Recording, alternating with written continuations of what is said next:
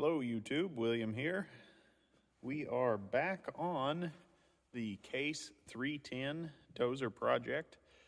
Had to kind of quit working on this because my old phone served me well over the years, but it was about 5 years old and it was past its best by date. With that being said, I'm using the Google Pixel 5. Supposed to be fairly good camera. We will see. Hopefully it can withstand the brutality that I put it through. I'm going to work now on getting the hydraulic pump sitting there. Bear with me, I'm still trying to learn all the ins and outs of this camera. But we're going to get our hydraulic pump installed. First things first, got to clean up that mess of oily rags below the machine. First order of business on the docket is to install our replacement hydraulic line. The first time I had this made, it was about 2 inches too long. Very unfortunate. This is the old one. Then we had a rather large gouge right here where the blow-by line had been, I believe, stepped on, or the hood was smashed and it just dug right into that line. So good thing we're changing this. This is the pressure side, obviously, and we can rest assured we won't have any hydraulic line failure, at least down there, once we have that belly pan back on. All right, YouTube, you know where I am, under the belly of the beast, and let me tell you, I am glad I haven't eaten any more Big Macs than I have. Here is our female end. We're going to put our male end in, and it snakes over the top of this front engine mount. And then I am going to use anti-seize because just on the thread portion, of course. But that last one was a dog to get off. If you'll remember, I had to heat this and then just kind of sit under here with monster wrenches and pray that boiling oil didn't fall out on me. All right, and just like that, move my fingers out of the view of the camera. We have our large line installed. Minimal profanities uttered. I'm going to slide out and see if we can throw our pump onto our housing here. Okay, feels good to be back on my own 2 feet instead of on my back. Got our big line sticking out. Fingers crossed this will fit properly this time.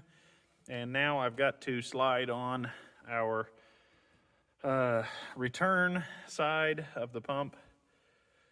I will slide the rubber hose on this part, and then I can put my pump on and then slide this back onto the return elbow of the pump.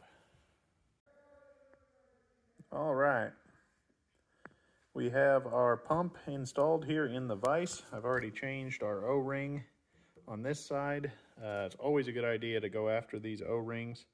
They're always hard as a rock and triangular, and I would highly recommend picking up one of these kits right here. National Oil Seals, kit number OK311.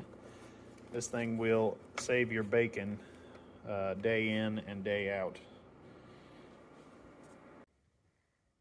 Okay, we have our pump installed. We have our large line tightened up, anti-seized where possible, new O-rings throughout, anti-seized our bolts, of course. You know how I am. New O-ring on this side, brand new gates.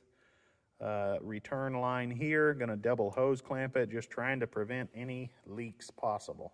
Definitely know I don't need to double hose clamp, but hose clamps are cheap. Sometimes they vibrate loose. This machine does have a lot of vibration. To each his own.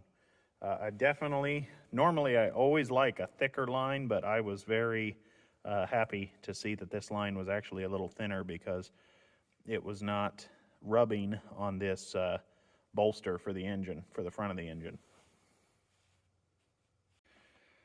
Okay, our hydraulic pump is completely installed.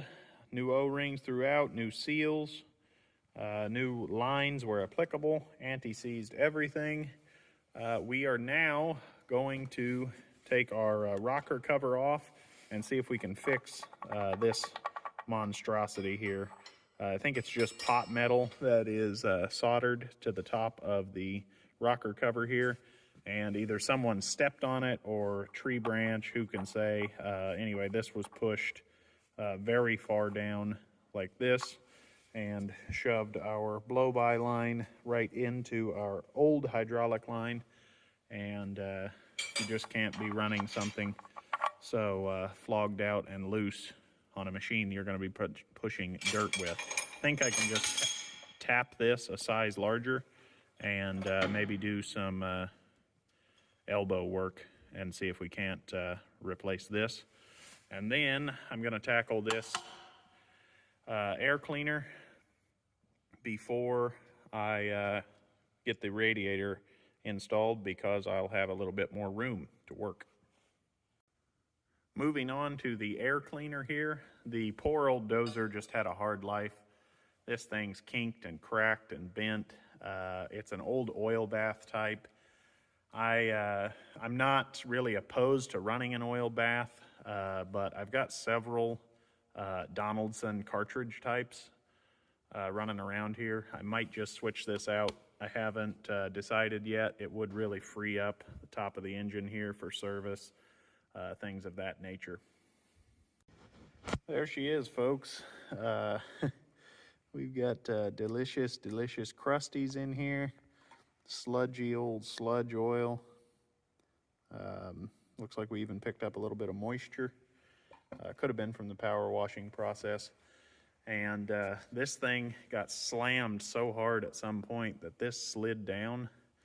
This ring is supposed to be all the way down here. I could barely get that thing wiggled up enough to pull the bottom of the oil bath out.